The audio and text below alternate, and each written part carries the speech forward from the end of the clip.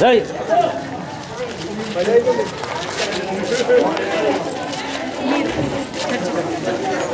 మీరు వస్తలేరా మరి కూతురు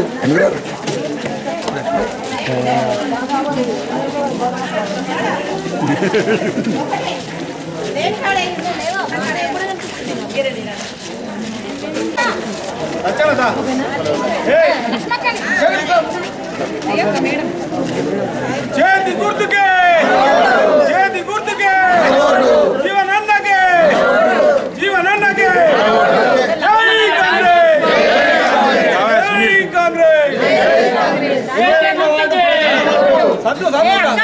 22 మహిళా మల్ల పిలుపు జీవనన్న గెలుపు జై కాంగ్రెస్ జై జై ఓడల పిలుపు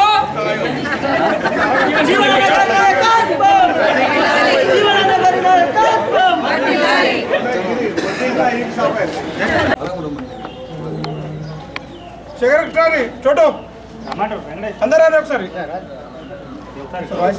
అరే రమేష్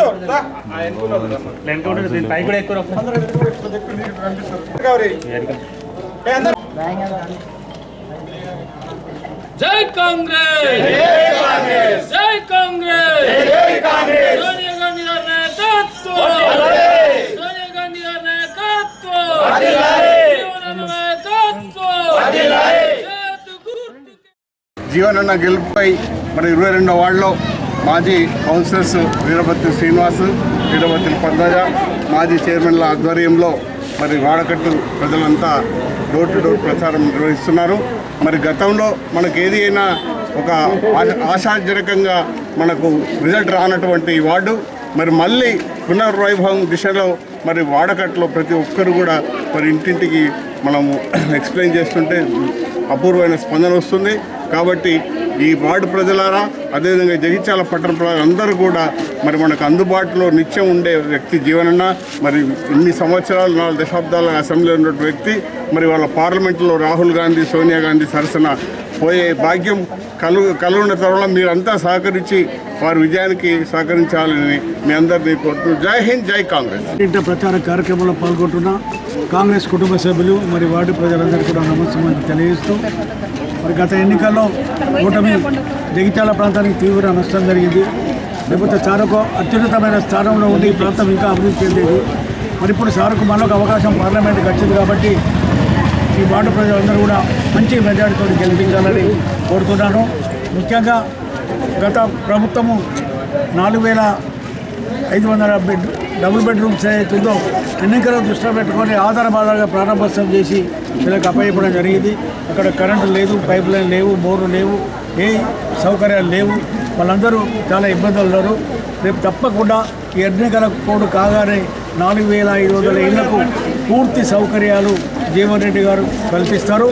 అవును, గతంలో అప్లై చేసిన కొంతమంది కూడా ఇల్లు మిస్ అయిపోయినాయి. అవి కూడా ఇప్పించే బాధ్యత కాంగ్రెస్ పార్టీది, జీవన్ రెడ్డి గారిది.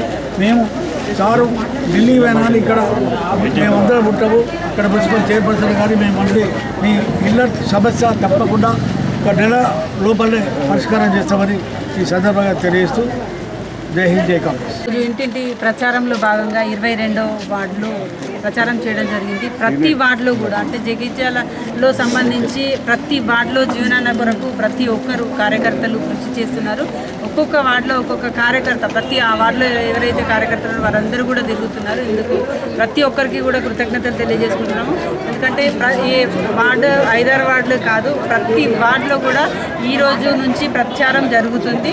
కాబట్టి ప్రతి ఒక్క వార్డులలో అందరూ సహకరించాలని కోరుకుంటూ ఈరోజు జీవనన్న స్థానికుడు అందుబాటులో ఉంటాడు. 40 ఏళ్ళు జనజీవనుడు అనే పేరు గణించిన జీవనన్నకి స్థానికంగా ఉన్న వారందరూ కూడా సహకరించి ప్రతి ఒక్కరు కూడా మతాలకి, కులాలకి అత్యాతంగా, అదేవిధంగా పార్టీలకు అతీతంగా జీవనన్నకి ఓటు వేసి ఎంపీగా గెలిపించాలని ప్రతి ఒక్కరిని కృతజ్ఞతలతో కోరుకుంటున్నాం. ఈరోజు ఎన్నికల్లో ప్రచారంలో భాగంగా 22వ వార్డులో ప్రచారానికి మేమందరం తిరగడం జరుగుతుంది. ఈసారి జీవనన్నని ఎంపీగా గెలిపించుకొని మన జగిత్యాల ప్రజల మనిషి ఎప్పుడు ప్రతి అనునిత్యం ప్రజల కోసం పాటుపడే మన జీవనన్న కోసం మనమందరం కష్టపడి ఇంకెంతో టైం లేదు, మనకు వారం రోజులు కూడా లేదు. ప్రతి ఒక్క కార్యకర్త మంచి కష్టపడి ముందుకెళ్ళాలని కోరుకుంటూ జీవనన్న గారిని గెలిపించుకుంటాం. మరి పార్లమెంట్ అభ్యర్థి జీవనన్న గారు ఈరోజు ఎక్కడికి ఈ 22వ వార్డులో కూడా ప్రతి ఒక్క ఇంటికి తిరుగుతుంటే ఆయన గురించి ఒక పాజిటివ్ వర్డే చెప్తున్నారు, కానీ నెగటివ్ ఎవరు చెప్పట్లేదు. ఆయన ఈరోజు ప్రస్తావన కాదు, గత 43 సంవత్సరాల నుంచి మా అందరికీ సుపరిచితుడే కాబట్టి మేము ఏదైనా జీవనన్నకు చేసుకుంటాం. గతంలో ఒక చిన్నగా ఏమైనా తప్పు జరిగితే జరుగుండొచ్చు మా అందరితోటి, కానీ ఇప్పుడు మాత్రం ఖచ్చితంగా జీవనన్న కోటేసి గెలిపిస్తామని 22 వార్డు ప్రజలందరూ చెప్పడం జరుగుతుంది. ఎందుకనంటే ఆయన చేసిన మంచి పనులు అట్లాంటివి కాబట్టి. ఇక్కడ ఏ రోడ్లైనా కానీ గతంలో ఒకప్పుడు రోడ్లు లేకుండే, మరి ఏ రోడ్డు అయినా కానీ ఆయన వేయించిన రోడ్లు ఒకప్పటి కాబట్టి యావర్ రోడ్డుతో సహా ఏదైనా ఆయన చేసిన పనే కాబట్టి అందుకని చెప్పేసి ఎక్కడికి వెళ్ళినా మేము జీవనన్న కోటేస్తామని చెప్తున్నారు. మరి అట్లాంటి ప్రజలందరూ జీవనన్న ఆదరించడం అనేది ఒక గొప్ప విషయం. అట్లాగే యావత్ ఎక్కడికి వెళ్ళినా కూడా నిజామాబాద్ నుంచి ఇక్కడ వరకు పార్లమెంటు సభ్యులు మొత్తం ఎంతమంది ఓటర్స్ ఉన్నారో వాళ్ళంతా కూడా జీవనన్నకే మద్దతు ఇస్తాము అని చెప్పేసి చెప్పడం జరుగుతుంది.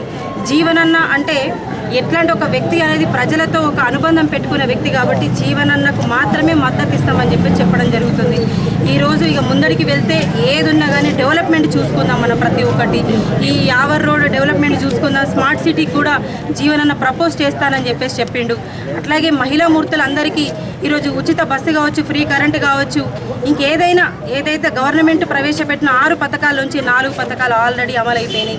ఇంకా ఏదైనా కొంచెం 1-2 ఆగుంటే ఏదైతే పెన్షన్స్ గురించి చాలామంది భయపడుతున్నారో అవి దయచేసి ఎవరు భయపడద్దు. ఎలక్షన్ల తర్వాత ఏదైతే ఉందో జూలై నుంచి వెళ్ళి అందరికీ అమల్లోకి రాబోతున్నాయి. ఇక్కడ మనకు ఒక ఎంపీ గారు గెలిచిండు కూడా మనకు ఒక పాస్పోర్ట్ ఆఫీస్ తీసుకురాలేరు కాబట్టి పాస్పోర్ట్ ఆఫీస్ కూడా త్వరలో రాబోతున్నది. అట్లాగే మనకు ఈఎస్ఐ హాస్పిటల్ రాబోతున్నది, పిఎఫ్ ఆఫీస్ కూడా రాబోతున్నది. ప్రతి ఒక్కరికి ఇంకొక విషయం తెలియజేయడం ఏంది అని అంటే మనకు ఆరోగ్యశ్రీ పథకం కూడా 10 లక్షలు అమలైపోయింది.